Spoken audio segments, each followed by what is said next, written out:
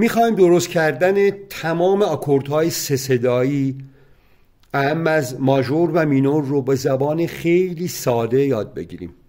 به فرض میخوایم آکورد دو ماژور رو بسازیم، بلد نیستیم. وقتی میگیم دو ماژور پس نوت پایمون دو هست. حالا کافیه 1 2 3 4 تا نیم پرده بشمریم و بشه نوت دوممون.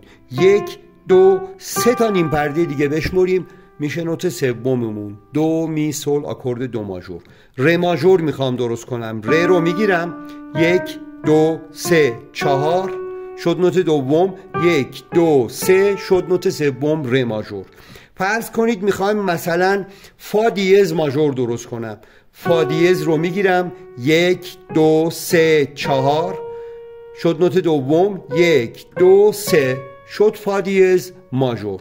در مورد مینورها دو مینور میخوام درست کنم. نوت پایم دو هست. دو رو میگیرم 1 2 3 میشه نوت دومم. 1 2 3 4 میشه نوت سومم. دو مینور. ر مینور میخوام درست کنم. ر رو میگیرم 1 2 3 شد نوت دوم. 1 2 3 4 شد نوت سوم من ر مینور. مثلا میخوام فا دیز مینور درست کنم. حالا فا دیز رو میگیرم 1 2 3 میشه نوت دومم.